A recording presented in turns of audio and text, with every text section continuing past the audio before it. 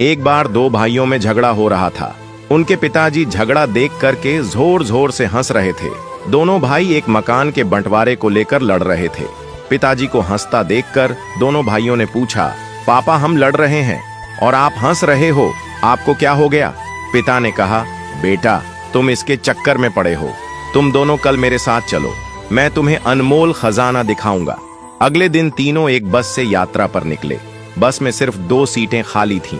पिता की बगल में पहले एक बेटा बैठा, दूसरा भाई कुछ देर खड़ा रहा। कुछ घंटे बाद वे गांव में पहुंचे तो पिताजी उनको पुरानी हवेली पर लेकर गए। वहां जाकर पिताजी भावुक हो गए। हवेली खंडहर हो चुकी है। कबूतरों ने घोंसले बना लिए, झाड़ियां उग आई थीं। पिताजी रोते चले जा रहे थे और उनसे कह रहे थे, देख रहे हो इस हवेली को? इस हवेली में तुम्हारा बचपन बीता है। इसी हवेली के लिए मैंने अपने बड़े भाई से लड़ाई की थी। हम मरने मारने पर उतारू हो गए थे, जैसे कल तुम लड़ रहे थे। आखिरकार ये हवेली मुझे मिल गई, लेकिन भैया विदेश चले गए।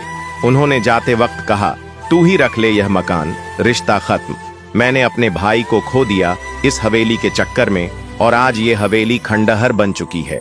तुम दोनों ऐसे ही लड़ते रहे तो जमीन और मकान तो रह जाएंगे, लेकिन रिश्ते हमेशा के लिए खत्म हो जाएंगे। फिर पिता ने कहा, जिस बस की सीट पर बैठकर आए वह क्या जीवन भर के लिए तुम्हारी हो सकती है? बेटों ने कहा, नहीं पापा, वो तो बस थोड़ी देर के लिए थी। बस में तो सवारी बदलती रहती है। पिताजी ने कहा, बस यही जिंदगी है, सवारी बदलती रहेंगी। जो चीज थोड़ी देर के लिए मिली है उसके लिए झगड़ना बंद करो। खुश रहिए, मोहब्बत से रहिए। भौतिक चीजों के पीछे नहीं, भावनाओं के पीछे दौड़ो, क्योंकि रिश्ते ही सबसे बड़ा खजाना है। बात से सहमत है तो यस जरूर लिखे।